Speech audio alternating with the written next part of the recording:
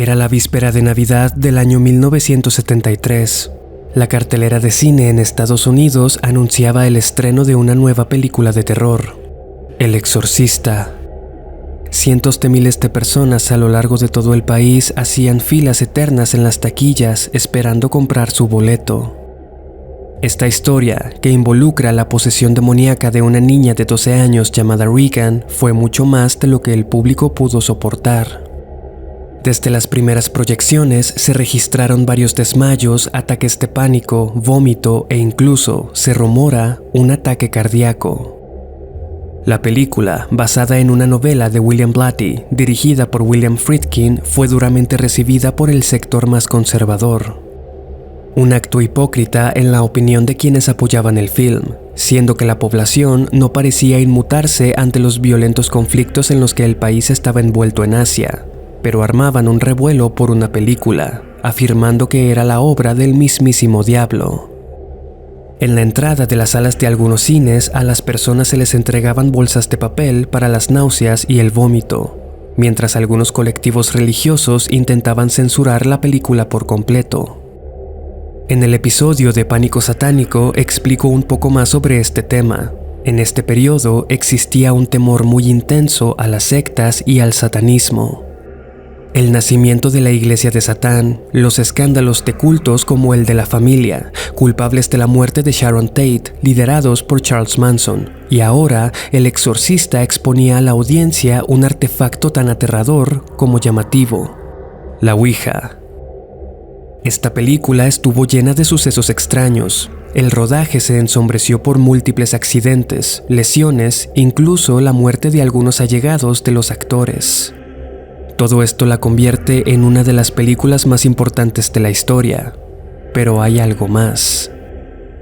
No es un secreto, aunque es un dato no tan conocido, que El Exorcista está, de hecho, basada en una historia real. Un caso de exorcismo que llegó a los oídos de un joven William Blatty, en el que un niño de 13 años fue supuestamente poseído por un demonio tras jugar a la Ouija.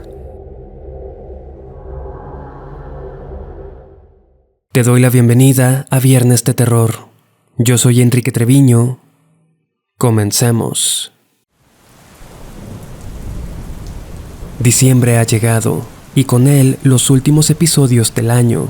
No quisiera ponerme melancólico tan pronto, pero te agradezco por un año más de Viernes de Terror. Si te gusta este podcast, por favor califícalo con 5 estrellas y compártelo con alguien. Esa es la mejor forma de ayudarme a crecer. Visita mi canal de YouTube, suscríbete y activa las notificaciones para que te enteres siempre que haya contenido nuevo. Por último, como siempre, te recuerdo que los enlaces a mis perfiles de Instagram y TikTok se encuentran en la descripción. La historia de Roland Doe es bastante intrigante, no solamente por lo obvio, sino por la variedad de versiones que existen.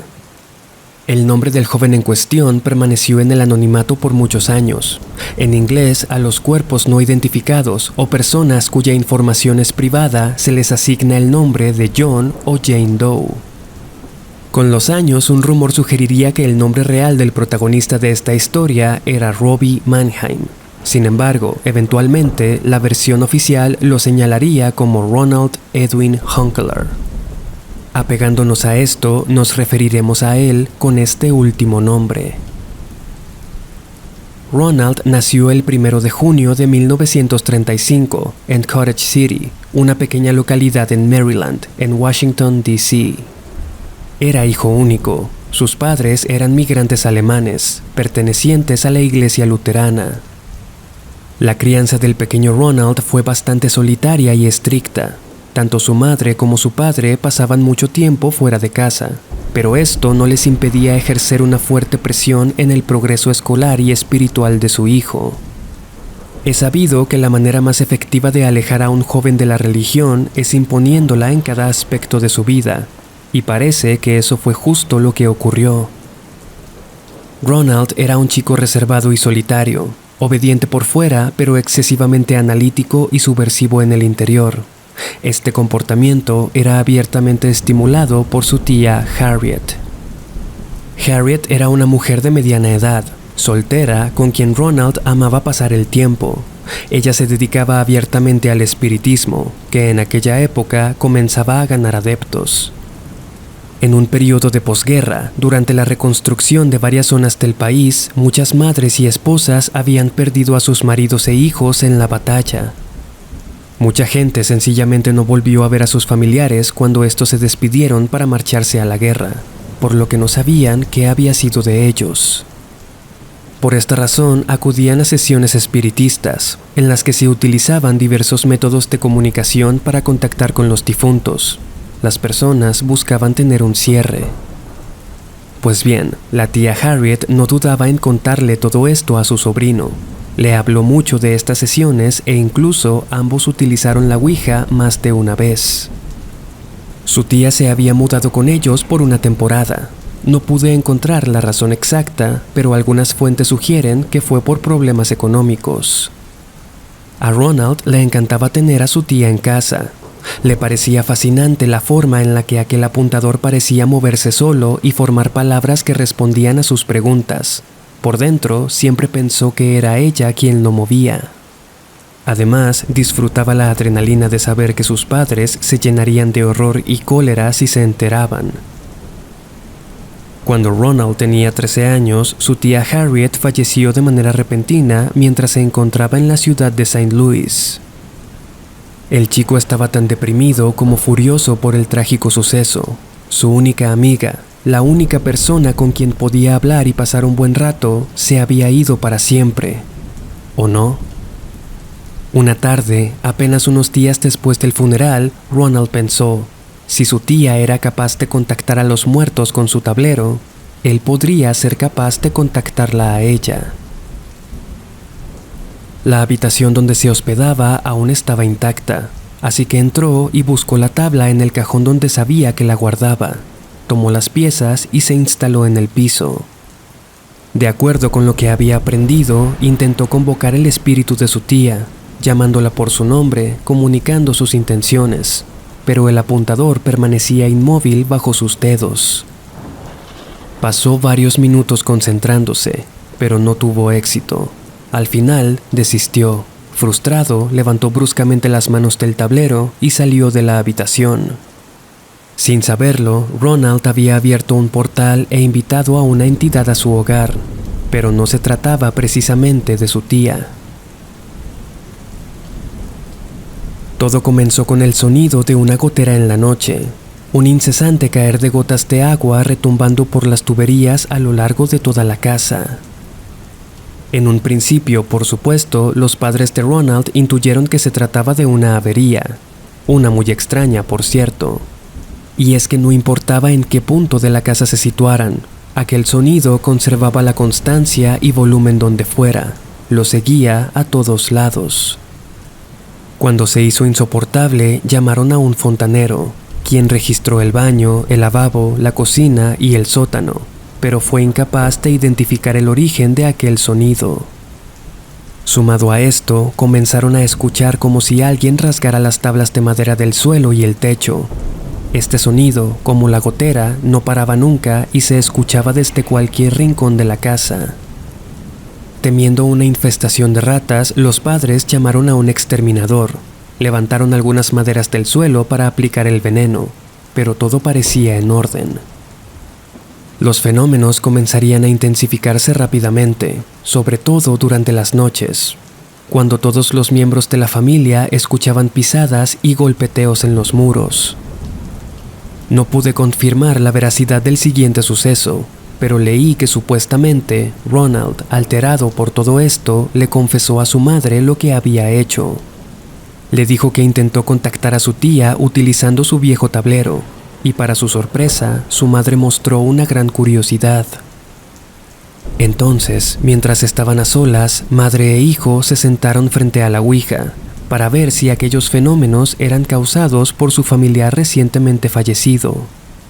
Según el relato, su madre dijo que si el espíritu de la tía Harriet se encontraba en la casa, se manifestara tocando la madera 3 veces. Y así ocurrió. Sorprendidos, pero conservando la calma, hicieron la petición de nuevo para estar seguros. Si la tía Harriet estaba presente, debía tocar 3 veces, y volvieron a escuchar los 3 golpes contra la madera. A partir de ese momento, la situación se tornaría mucho más siniestra. El sonido de la gotera y los rasguños se había ido, para ser reemplazado por fuertes golpes en las paredes. En una ocasión, un cuadro de Jesús que tenían en la sala comenzó a tambalearse, como si alguien estuviera golpeando el muro por el otro lado, hasta que cayó y se quebró. De manera impredecible, comenzaban a percibir un potente olor a excremento, sin saber de dónde procedía. Tanto Ronald como sus padres notaban todo esto, y uno de los sucesos más escalofriantes ocurriría durante una reunión familiar.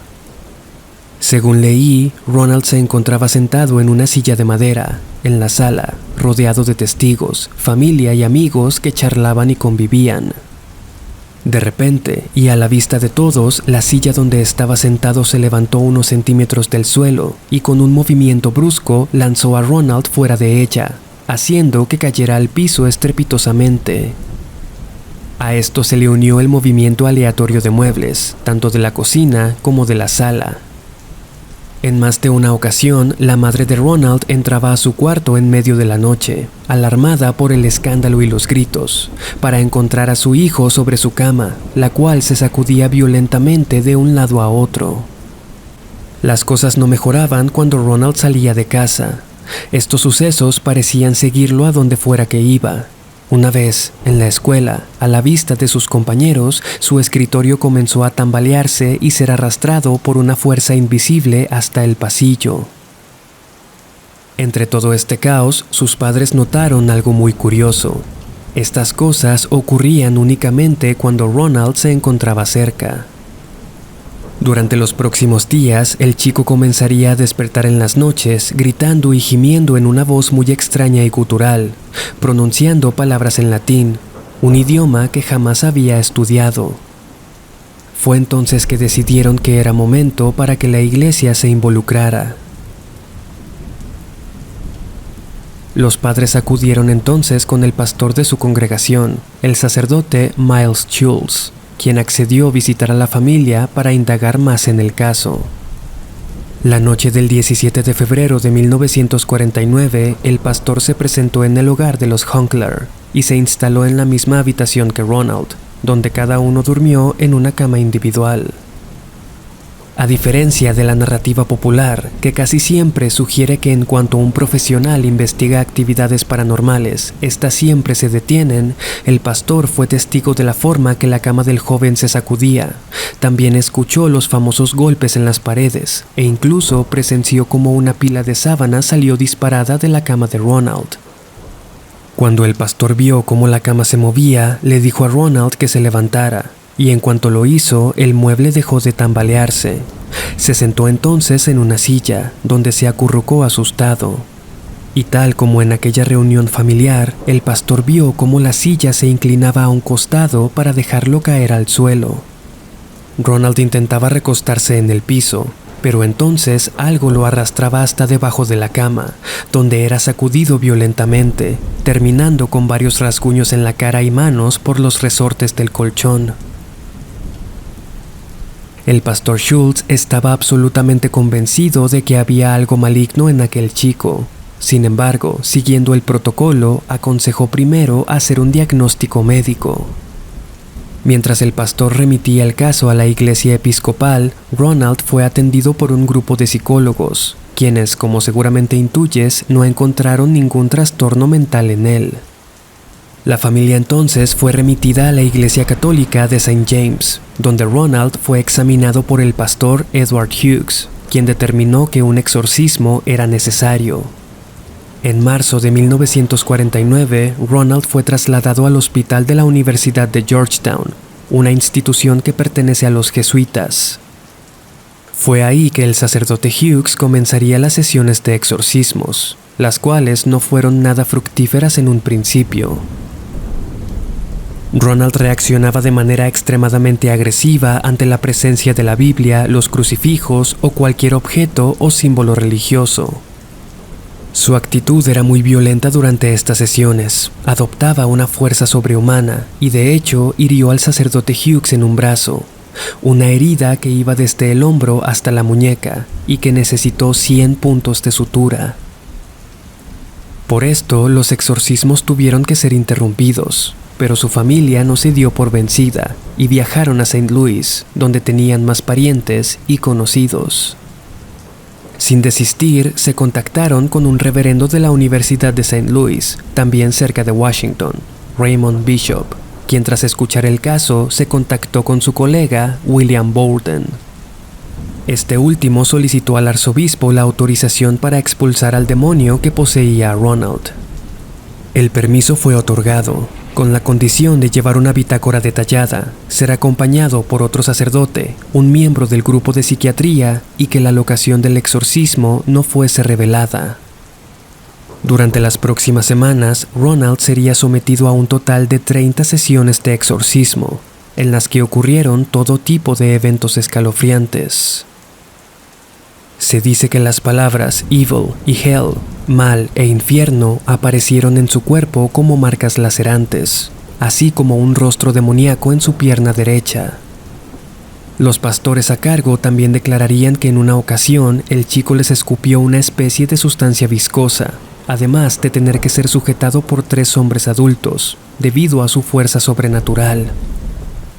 Los objetos de la habitación levitaban, la temperatura descendía drásticamente y Ronald no paraba de emitir maldiciones con una voz gutural y frases en latín.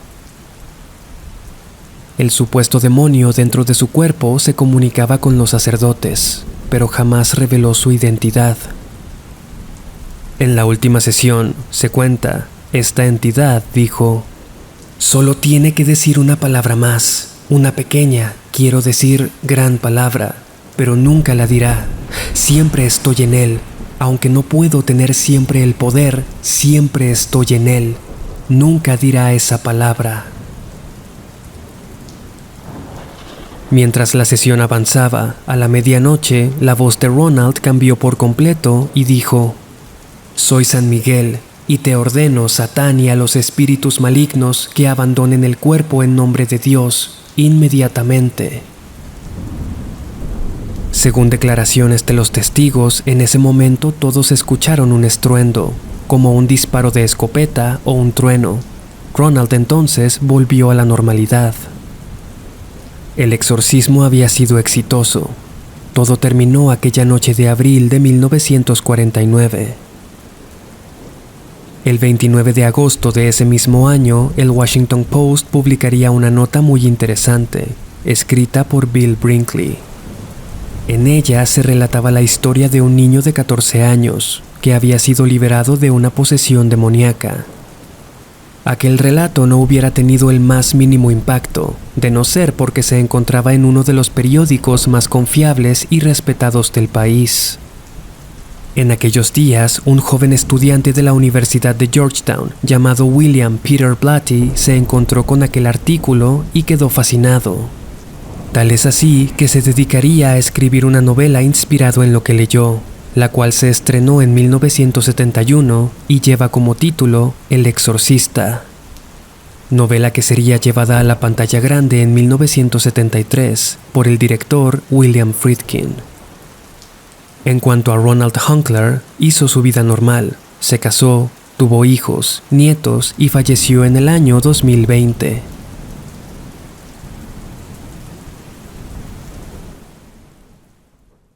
Muchas gracias por haber escuchado el episodio de esta semana. Realmente espero que te haya gustado. Cuéntame qué te pareció en un comentario, y si tienes algún tema que sugerir, no dudes en escribirme.